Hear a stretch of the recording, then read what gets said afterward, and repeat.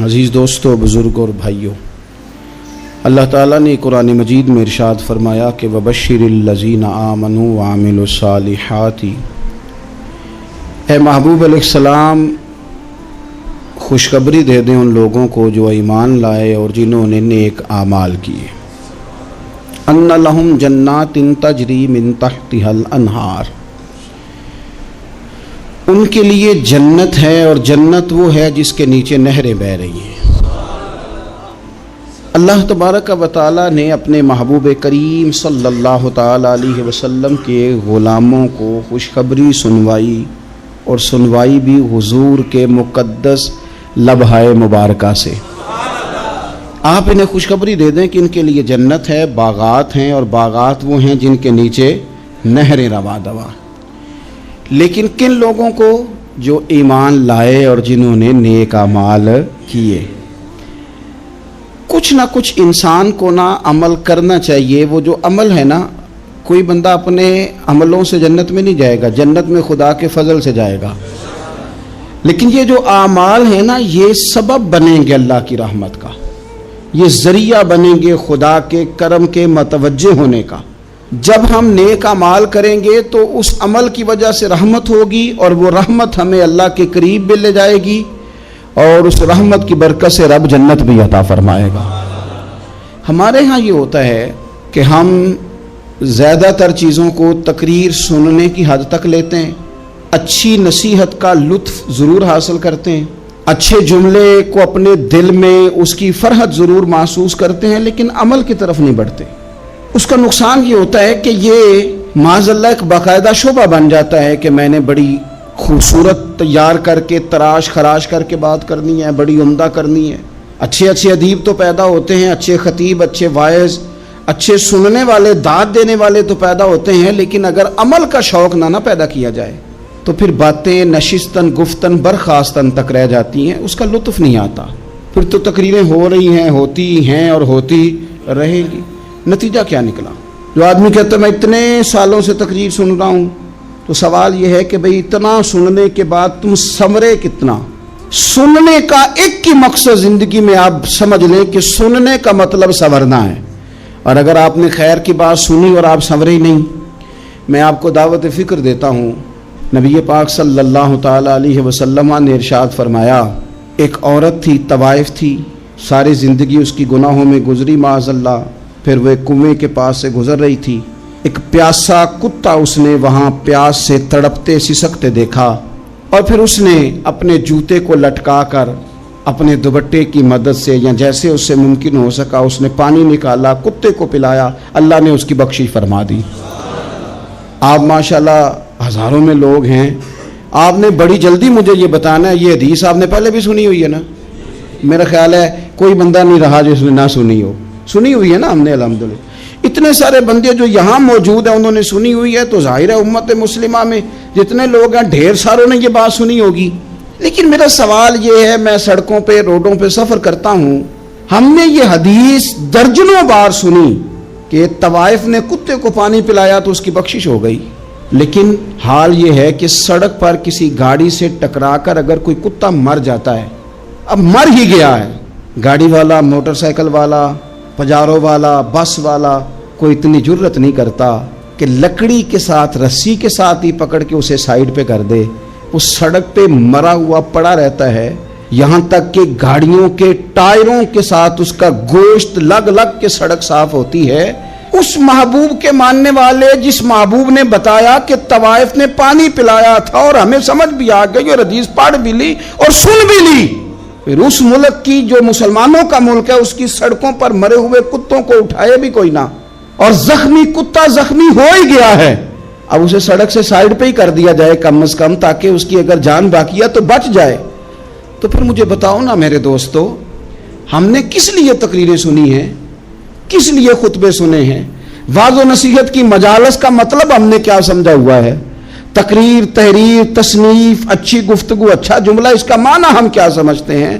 تو آج جو خوبصورت گھڑیاں شب برات کی صورت میں ہمیں نصیب ہونے جا رہی ہیں، اس سے پہلے اپنے دل میں یہ ارادہ کرو کہ رب کریم نے ہمیں جتنا دین کا فہم دیا ہے، سمجھ دی ہے، علم دیا ہے، ہم ارادہ کرتے ہیں اب ہم صرف سنیں گے نہیں، پڑھیں گے نہیں، صرف بیان ہی نہیں کریں گے، ہم عمل بھی کریں گے۔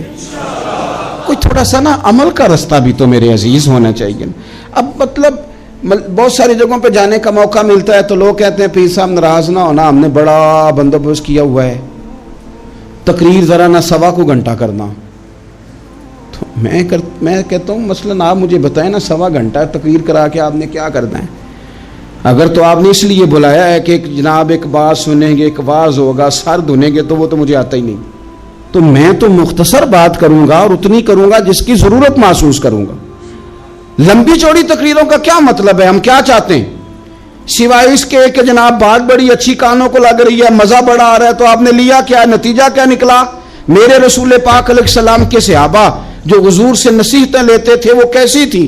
حضرت عبداللہ بن بصر رضی اللہ تعالیٰ عنہ حاضر بارگاہ ہوئے، آ کے عرض کی یا رسول اللہ صلی اللہ علیہ وسلم، میں آیا ہوں سونے، پتہ نہیں دوبارہ آ سکوں کہ نہ آ سکوں، حضور پتہ نہیں موقع ملے نہ ملے، ایک بات مجھے بتا دیں، میں اس پہ عمل کروں گا، میری زندگی بھی بن جائے اور آخرت بھی بن جائے۔ تو کریم محبوب نے فرمایا عبداللہ زبان کو خشک نہ ہونے دینا، اس کو تر رکھنا۔ تر حضور کس چیز سے؟ فرمایا اللہ کے ذکر سے تر رکھنا، زبان اللہ کے ذکر سے تر رہے، ہر وقت رب کی یاد رہے، تیری دنیا بھی بن جائے گی اور آخرت بھی بن جائے گی۔ تو میرے عزیز اپنی زندگی کے اندر اب ہم نے عمل کرنا ہے۔ اور جناب کمال پھر یہ ہے کہ جب واز سننے کا شوق بڑھ جاتا ہے، تقریر سننے کا شوق بڑھ جاتا ہے، سننے سنانے کا خالی مزاج ہو جاتا ہے، پھر بندہ ڈھونڈتا پھرتا ہے کہ نئی سے نئی چیز کہاں ملتی، انوکھی سے انوکھی چیز کہاں ملتی، انفرادی سے انفرادی بات۔ میرے بھائی آپ ضرور سنیں، ضرور سنیں، مومن کی گمشدہ میراث ہے، حکمت جہاں سے ملے لیں، لیکن عمل کرنے کے لیے لیں، عمل کرنے کے لیے۔ اب میرا دل کرتا ہے اب ہماری چپ سے بھی لوگ سبق سیکھیں۔ حضرت باجید بستامی فرمایا کرتے تھے جس نے ہماری چپ سے کچھ نہیں سیکھا اس نے ہماری تقریر سے کیا سیکھنا ہے۔ اب تھوڑا سا نا اشاروں کی بولی بھی سمجھیں، اب تھوڑا سا یہ بھی ہو کہ بس بات پوری ہونے نہ پائے اور انسان کی رغبت عمل کی طرف بڑھ جائے، یہ مزاج ہمیں دیا ہے۔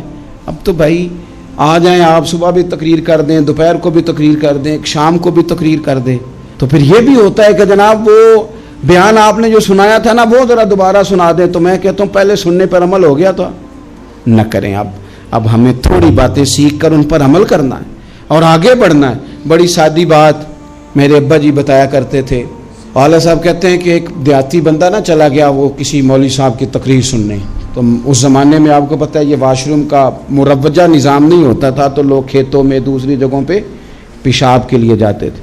تو مولانا نے ایک احتیاط بیان کی، وہ کہنے لگے کہ پیشاب سخت جگہ پہ نہ کرو زمین پہ بیٹھ کر، ورنہ پیشاب کے چینٹے اڑیں گے، کپڑوں پہ پڑیں گے، اور حدیث میں سخت حکم ہے اس مسئلے میں۔ تو کوئی نرم جگہ ہو ایسی جہاں پیشاب کریں چینٹے نہ اڑیں۔ وہ بندہ عمل کرنے والا تھا نا، اس نے میری تقریر سن کے سر دھن کے جانا نہیں تھا، اس نے اتنی ساری ریت لے لی، کپڑے میں باندھ لی، اور وہ اس نے کندھے پہ رکھی ہوئی ہے، جہاں پیشاب کا وقت آتا پہلے ریت بچھاتا، پھر پیشاب کرتا تاکہ میرے کپڑوں پہ نہ پڑے۔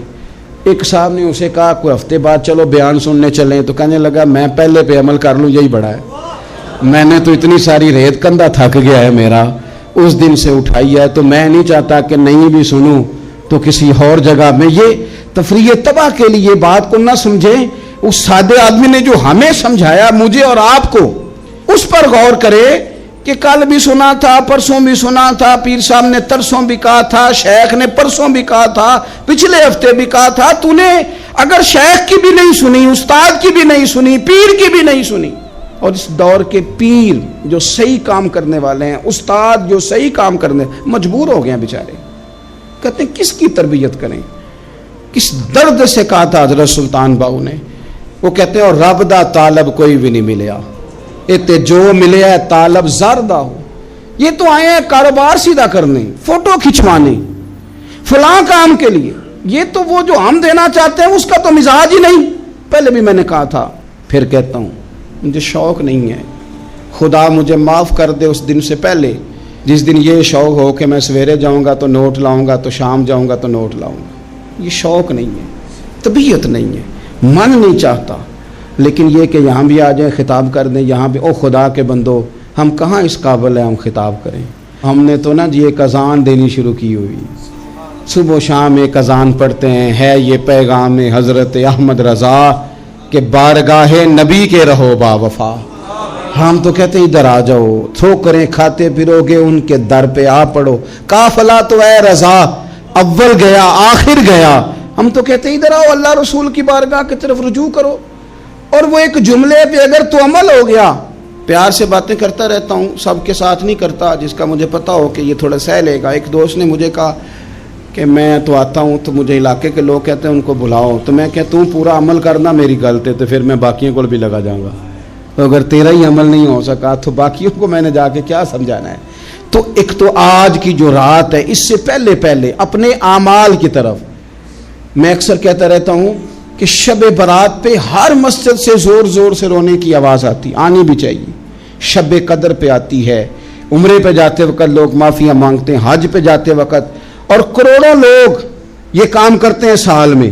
اگر 25 لاکھ 26 لاکھ آدمی یا 50 لاکھ آدمی حج کرتا ہے اور وہ جانے سے پہلے معافی مانگ کے گیا، توبہ کر کے گیا ہے، اور کروڑوں لوگ ہیں جو شب قدر میں ہیں، شب برات میں ہیں، اور انہوں نے کھل کے توبہ کی ہے، تو پھر میرے بھائی سویرے کرپشن ختم ہونی چاہیے نا ملک سے، سویرے 75% جھوٹ ختم ہونا چاہیے نا۔ ساری رات تو لوگوں نے توبہ کی تھی، صبح 80% حقوق العباد کا مسئلہ حل ہونا چاہیے تھا کہ نہیں ہونا چاہیے؟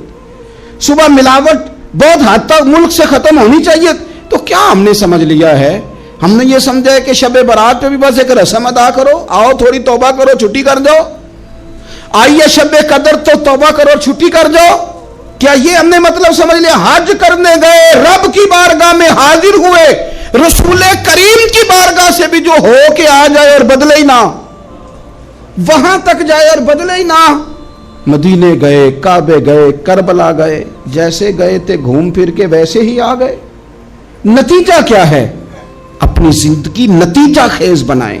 آج اس خوبصورت موقع پر جب شب برات ہمارے سامنے کھڑی ہے، اپنے ذہن میں تہیہ کریں کہ اب ہم نے بدل جانا ہے۔ شوگر ہو جائے تو بدلنا پڑتا ہے، اللہ معاف کرے، چینی چھوڑنی پڑتی ہے، من پسند مٹھائیاں چھوڑنی پڑتی ہیں، بدلنا پڑتا ہے۔ بلڈ پریشر ہو جائے تو یارو بدلنا پڑتا ہے۔ اگر انسان کو خدا نہ خواستہ کوئی مرض لگ جائے تو بدلنا پڑتا ہے۔ اولاد پیدا ہو جائے تو بدلنا پڑتا ہے۔ گھر میں بیٹیاں پیدا ہو جائیں تو بوڑھے باپ کو بدلنا پڑتا ہے۔ بال سفید آ جائیں تو پھر بھی تو بدل جانا چاہیے نا۔ انسان کی عمر 40 سال ہو جائے تو پھر بھی تو بدل جانا چاہیے۔ شب برات پہ توبہ کرے تو پھر بھی تو بدل جانا چاہیے۔ اب بدل جائیں، اب ہم بدل جائیں۔ اب نہ درد ہوتی ہے، گاڑی میں بیٹھیں تو کمر پہ درد ہوتی ہے، اب ہم بدل جائیں۔ اب لوگ بتاتے ہیں تیرے بال سفید ہونے لگ گئے، اب ہم بدل جائیں۔ اب لوگ ہمیں کہتے ہیں بچے جوان ہو گئے، اب ہم بدل جائیں نا یارو۔ اب لوگ ہمیں کہتے ہیں کہ اوخو اب تو آپ اٹھتے وقت زمین پہ پہلے ہاتھ رکھتے ہیں پھر اٹھتے ہیں، اب بدل نہ جائیں۔ اب محسوس ہوتا ہے کہ نیند گہری نہیں آتی، اب محسوس ہوتا ہے کہیں کہیں جسم میں تکلیف ہے، اب بدل نہ جائیں۔ اب نہ کئی کلاس فیلو چلے گئے دنیا چھوڑ کے، بدل نہ جائیں۔ اپنے بہن بھائیوں میں سے کئیوں کا جنازہ پڑا، بدل نہ جائیں۔ ہم میں سے کئیوں نے ماں باپ دفن کر دیے، پھول ڈال دیے قبروں پہ، اب بدل جائیں۔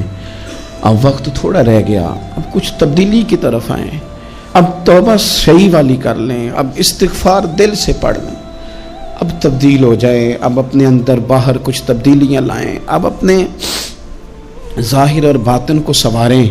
اب اللہ رسول کی بارگاہ میں جانا ہے نا تو کوئی ایسا نہ ہو شرم آئے حضور کے سامنے کھڑے ہوتے، حیا آئے نبی کریم کی بارگاہ میں کھڑے ہوتے۔ اب کچھ تبدیلی لائیں، آج ارادہ کریں کہ آج جو توبہ کریں گے وہ صحیح والی کریں گے، آج جو وہاں استغفار کریں گے اللہ کے حضور حاضر ہو کے تو وہ صحیح والا کریں گے۔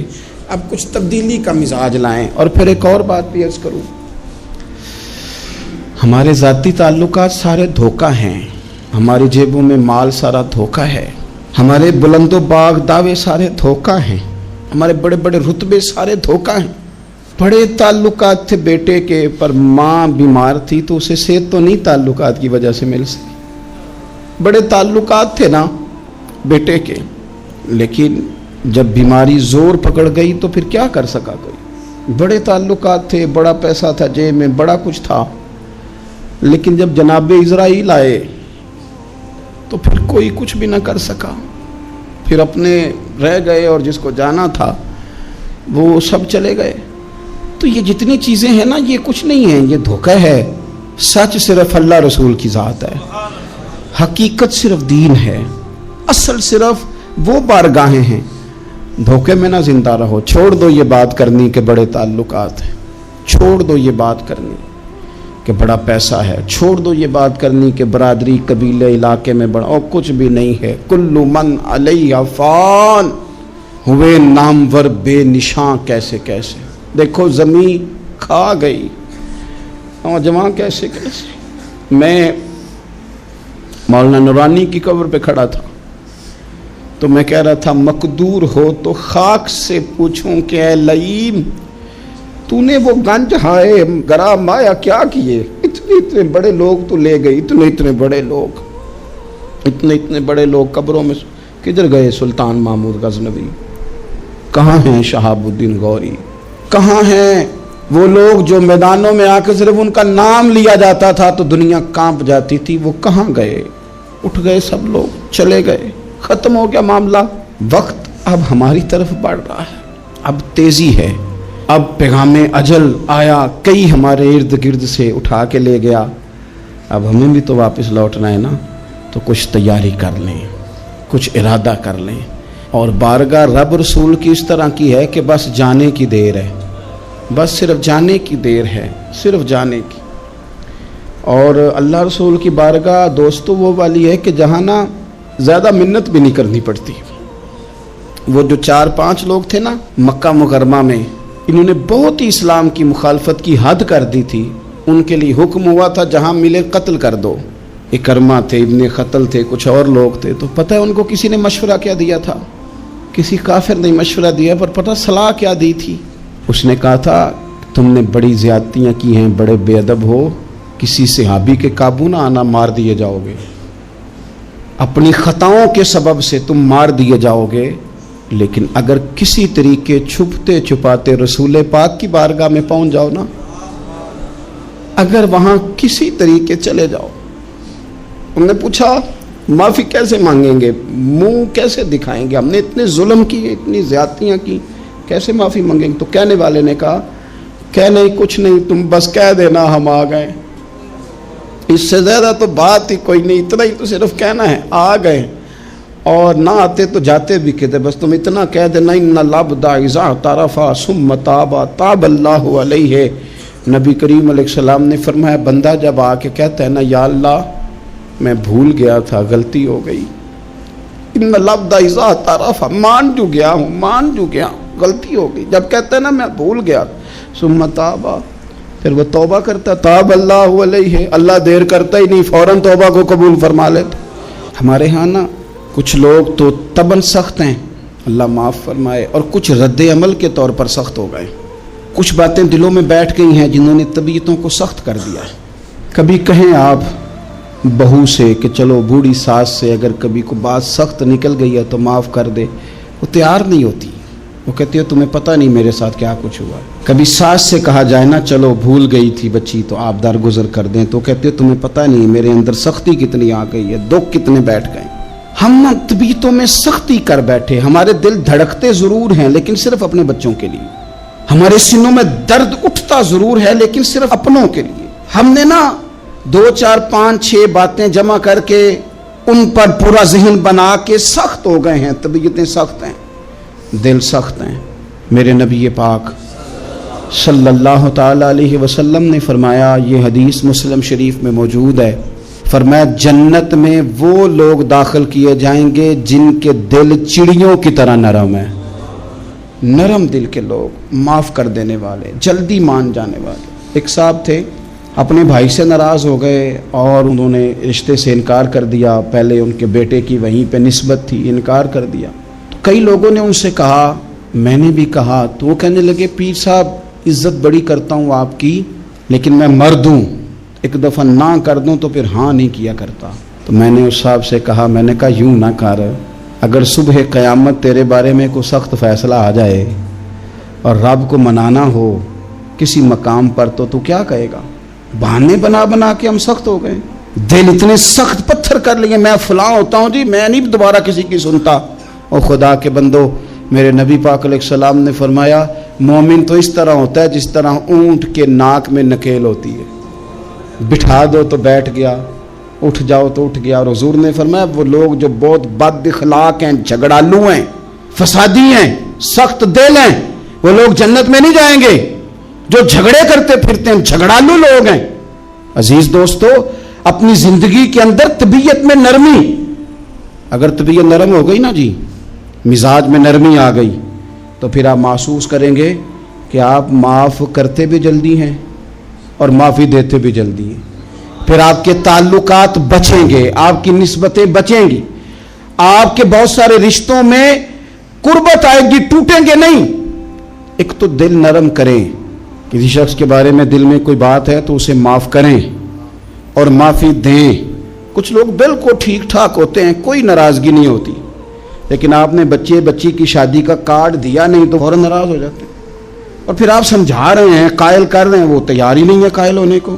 سنو, اور اس حدیث کو یاد رکھنا, نبی پاک صلی اللہ تعالی علیہ وسلم نے فرمایا جس کے پاس اس کا بھائی عذر لایا, بھائی معافی مانگنے آیا اور پھر اس نے معاف نہ کیا, اللہ کے حبیب فرماتے میرے حوض کوثر پہ نہ آئے. تو سخت ہو کے بیٹھ گیا ہے, تو کہتا ہے میرے سے پہلے سنے, میں آپ کو بتاؤں اس نے میرے ساتھ کیا کیا. اور ٹھہر جا, اگر حساب کتاب کے بعد معافی والا اصول رکھ لیا جائے کہ پہلے حساب کتاب ہوگا, غلطیوں کا مداوع ہوگا, پھر معافی ہوگی, تو یہی حساب اگر رب کریم بندوں کے ساتھ کرے تو پھر میں اور آپ کدھر جائیں گے.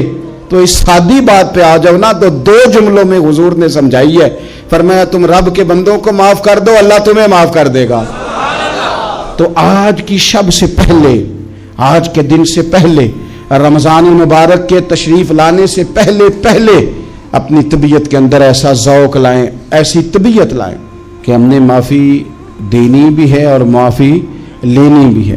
بعض اوقات ہم رسم ادا کرتے ہیں شب برات سے پہلے, یہ سوشل میڈیا پہ چل گیا, فلانے کو فلان کہہ دیا, اگر کوئی کبھی ہوئی نا تو معاف.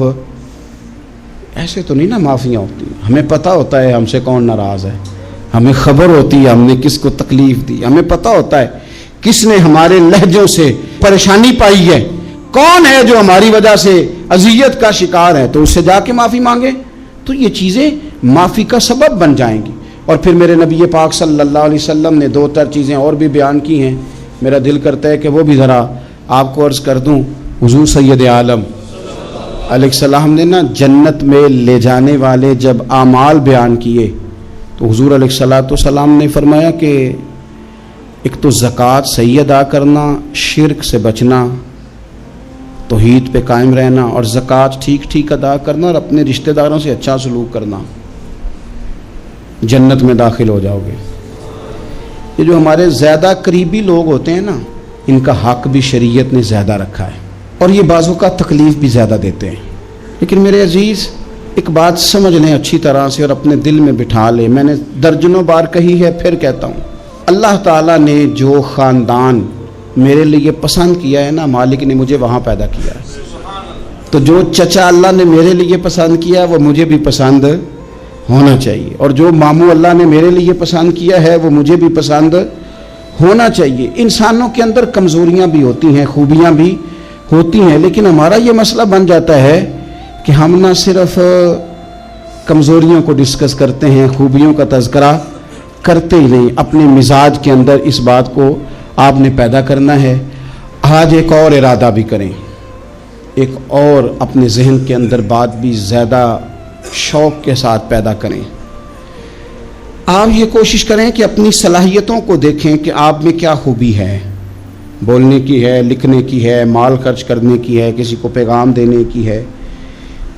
مسجد نبوی شریف میں ایک بی بی صرف جھاڑو خالی دیتی تھی، بیمار ہو گئی تو سرکار تیمارداری کرنے گئے اور صحابہ نے حضور کو اطلاع دیے بغیر تدفین کر دی، جنازہ پڑھا دیا، تو حضور نے قبر پہ کھڑے ہو کے دوبارہ جنازہ پڑھایا۔ اپنے وجود کو بیکار نہیں رکھنا، اس سے کوئی کام لیں۔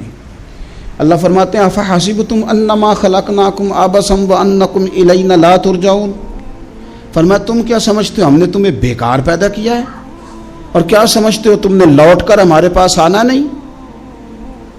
ایک ذرہ بھی تو بیکار نہیں ہو سکتا، لہذا میں کسی شخص سے بیزار نہیں ہو سکتا۔ اپنی اس صلاحیت کو ضائع نہ کریں۔ ہم نہ بہت سارا وقت ضائع کر رہے ہیں، ادھر ادھر موبائل کھول لیا، دیر تک فلانی چیز دیکھی، پھر فلانی دیکھی، پھر فلانی بحث کی۔ تو اپنے آپ سے نہ کچھ کام لیں، کچھ خدمات کریں۔ ہم زیادہ وقت لوگوں کا انٹرویو کرنے میں ضائع کرتے ہیں، دوسروں کی تفصیلات حاصل کرنے میں وقت ضائع کرتے ہیں، لوگوں کا دھیان رکھنے میں وقت ضائع کرتے ہیں۔ آج کے بعد اپنا دھیان رکھنا ہے، اپنی صحت کا دھیان رکھنا ہے، اپنے معاملات کا اپنے اوپر تھوڑی توجہ دینی ہے، کوشش کرنی ہے کہ کس حد تک ہم اپنی صلاحیت سے فائدہ لے کے کسی کا کچھ نفع کر سکتے ہیں تو وہ نفع کریں، اپنے وجود کو نفع بخش بنائیں۔ حدیث پاک سنیں گے تو آپ محسوس کریں گے کہ اللہ کتنے اجر دینے والا ہے۔ نبی پاک علیہ السلام نے فرمایا جس نے دین کے رستے میں اتنی دیر بھی قتال کیا، لڑا اتنی دیر جتنی دیر اونٹنی کا دودھ دھونے میں لگتی ہے، اتنا تھوڑا وقت بھی دین کے لیے اگر کوئی نکلا، جد و جہد کی، قتال کیا، لڑا، فرمایا اس بندے کو بھی اللہ جنت عطا فرما دے گا۔ اتنا تو کام کرے نا، اتنا تو کام کرے۔ اور حضور علیہ السلام نے رغبت دلائی، یعنی جتنا بھی عمل، حضور فرمانے لگے کسی عمل کو چھوٹا نہ سمجھنا، کچھ نہ ہو سکے تو اپنے بھائی سے مسکرا کے میلی لینا، اللہ اس پر بھی صدقے کا ثواب عطا کر دے گا۔ اور نبی پاک علیہ السلام نے فرمایا دوزخ سے بچ جاؤ صدقہ دے کے۔ خیال آتا تھا یا رسول اللہ کتنا کو دیں؟ تو فرمایا خشک کھجور کا ایک ٹکڑا، یعنی پوری کھجور بھی نہیں، خشک کھجور کا ایک ٹکڑا بھی خیرات کر کے بچ سکتے ہو تو وہ کر کے ہی صدقہ دے کے اللہ کے عذاب سے بچ جاؤ۔ معنی کیا ہے ان ساری روایتوں کا کہ کچھ کرو تو صحیح نا، کچھ کرو تو صحیح نا۔ ہمارے ایک بزرگ تھے تو کرونا کے دنوں میں انہوں نے ایک جملہ کہا، کہنے لگے یہ کرونا پتہ تمہیں کیا کہنے آیا ہے؟ کہنے آیا ہے کہ بیماریاں آ رہی ہیں، حالات خراب ہیں، یہ کرونا نہیں، یہ کہتا ہے کچھ کرو نا، کچھ اللہ اللہ کرو نا، فارغ نہ بیٹھو، دیکھو کیسے لوگ ڈھیروں کے ڈھیروں اب جا رہے ہیں، اب کچھ کرنا ہے انشاءاللہ تعالی، اب کچھ وقت ضائع نہیں کرنا، اور زندگی میں کچھ، میں کہہ چکا ہوں کہ ایک بندے کو بھی اللہ نے بیکار نہیں پیدا کیا، ہم نے خود اپنے آپ کو بیکار کر لیا۔ اپنے آپ کو بیکار نہ کریں۔ جب رب کہتا فحسبتم انما خلقناکم عبث، کیا تم سمجھتے ہو میں نے تمہیں بیکار پیدا کیا؟ آپ لوگ بڑے کام کے ہیں، بس اپنے آپ کو پہچانے۔ اقبال کہنے لگے عجب نہیں کہ خدا تک تیری رسائی ہو اور تیری نظر سے تو پوشیدہ ہے آدمی کا مقام، تو بندے کوئی نہیں سمجھ سکا تو وہاں تک تو کیسے جائے گا؟ اپنے آپ کو پہچانے۔ یہ جو کہتے ہیں نا مجھ سے کچھ بھی نہیں ہوتا، ناراض تو نہیں ہو جائیں گے؟ یہ کچھ کرنا نہیں چاہتے، یہ صرف ادھر ادھر دھیان رکھ کے ایک فوٹو چڑھا کے ادھر بھاگ ادھر اپنے نفس کو راضی کرتے ہیں۔ نفس بس کہہ رہا ہے آج یہ کر لو تو وہ کر لیا، ادھر دیکھ لو تو ادھر دیکھ لو۔ اس سے نکلیں، مثبت، مضبوط، مستحکم ارادے کریں اور پھر چل نکلیں۔ لڑنا شرط ہوتا ہے، جیتنا شرط نہیں ہوتا۔ تاریخ یہ نہیں دیکھتی کہ جیتا کون کون، تاریخ یہ دیکھتی ہے کہ لڑا کون کون۔